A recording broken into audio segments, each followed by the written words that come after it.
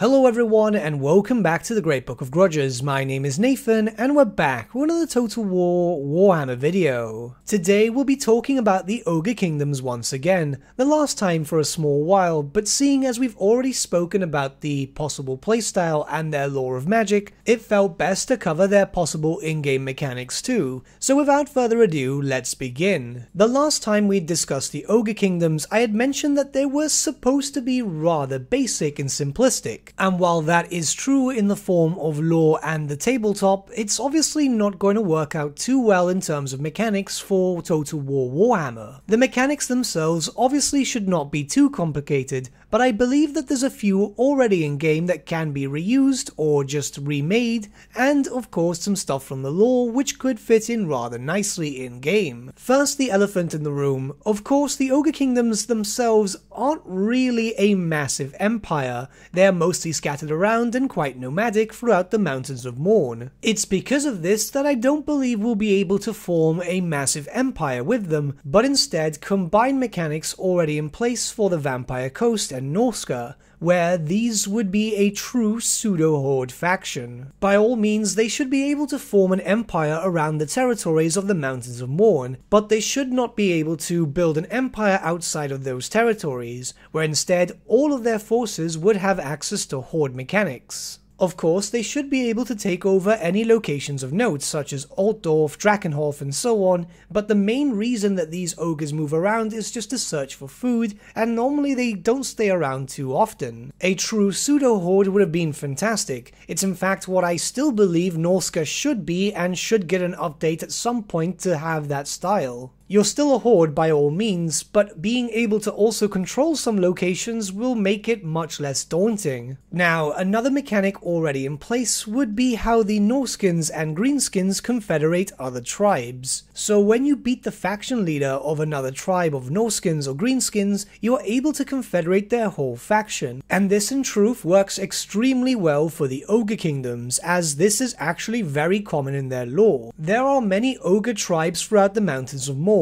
and a big goal for all the tribal leaders is to eventually become the Over-Tyrant, the leader of all the ogres. The mechanic itself is the best way to represent this, and it could be the biggest feature throughout the Ogre Kingdoms campaign. Of course, we're expecting the Ogre Kingdoms to be their own race pack, and as we've seen lately with race packs, they have their own separate campaign to that of the standard narrative. So it's likely that the main campaign narrative for the Ogre Kingdoms would focus around becoming the Over-Tyrant, and what better way to do so than going around and beating down all the other different tribes. There could be some sort of incentive here where as you start confederating tribes you'll get some faction-wide buffs, in a very similar sense to how the non-man have been implemented for Free Kingdoms. Now, a mercenary system could be implemented for the Ogre Kingdoms. This is a race that is known to work with pretty much anyone as long as they have food or coin to spare. In a previous video, we discussed the possibility of a dilemma system offering quests. Let's use a basic example here where a quest pops up to go and attack the Dragon Isles.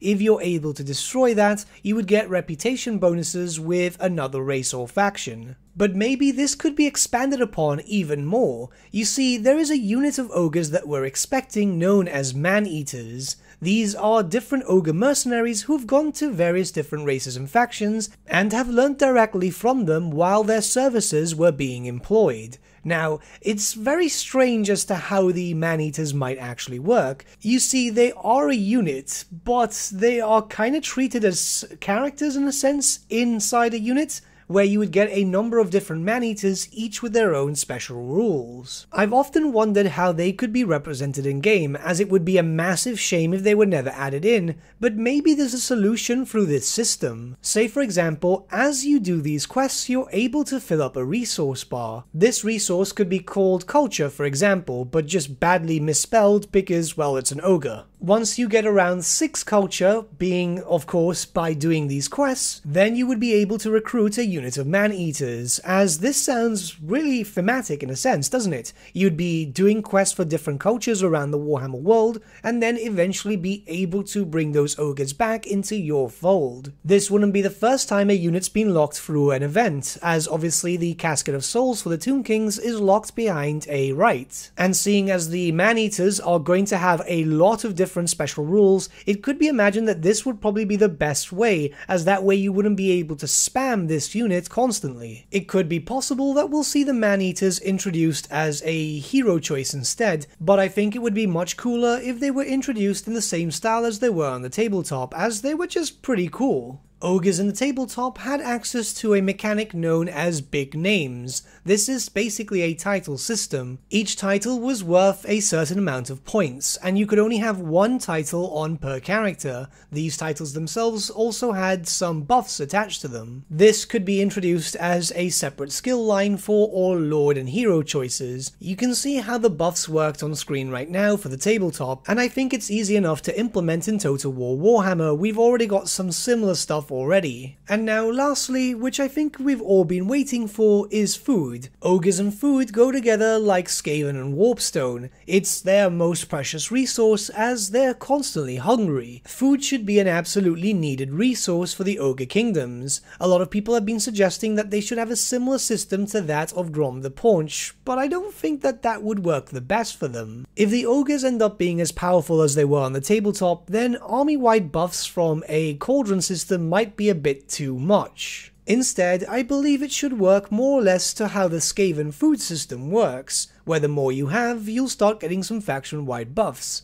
But as you start spending your food, you would start to get some negatives, giving you some incentive to try and keep your food up. Of course, food wouldn't be used in the same way as the Skaven, because, well, ogres don't tend to build that fast. So instead, what food could be used for is to replenish your hordes. It's likely that these units might take 2 or 3 turns to recruit, because ogres are all monsters, monstrous infantry, or just monsters in general. This is just usually how it works for Total War, so maybe food could be used to reduce the recruitment time for these units. Say for example, Ogre Iron Guts take 3 turns to recruit. Well, if you use some food, they'll take 1 turn instead. This would allow you to be able to fill out your armies, and would help drastically once you start leaving the Mountains of Morn, because if you've got a Horde army, well, you're going to want to start reducing your recruitment time. Honestly, I think something like this could work. Of course, there's other factors which would allow you to reduce your recruitment time, but at that point it's kind of like the Skaven, where you'd have so much food that it doesn't really matter so much anymore. Of course, you'd have to acquire food in a different sense. You wouldn't do it the same way as the Skaven, by capturing pastures and so on.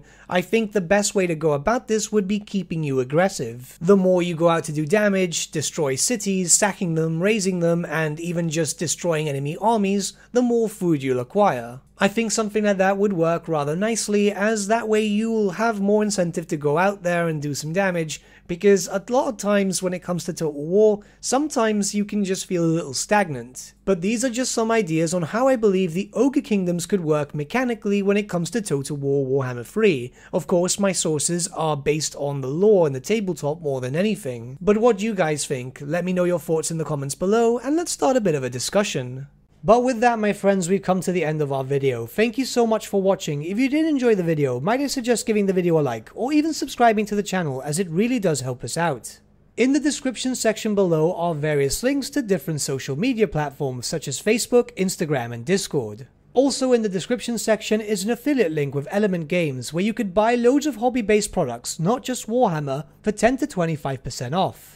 Making a purchase using that link and also our special code, which is also in the description, supports the channel at no extra cost to you, which we think is rather cool. A big thank you to our patrons. Your support means the world to us. It's amazing that people want to help a small channel like us grow and get to a higher level of content. A big thank you to Gibraltar LUSC, Ryan Bertsche, Andrew Prince, and Ogre for subscribing to us at our Fane level. You guys are super cool. And a big thank you to Edward Yule, VS Vasan, Aaron Whitman, and Shaggy for subscribing to us at our King level. Honestly, we can't thank you all enough. And lastly, a big thank you to all of you for liking, sharing and commenting on these videos. Honestly, it's because of you guys that the channel's been growing at such a great pace lately, so we can't thank you all enough. But with that, my friends, thank you so much for watching once again, and we shall see you all again very, very soon. Have a good day.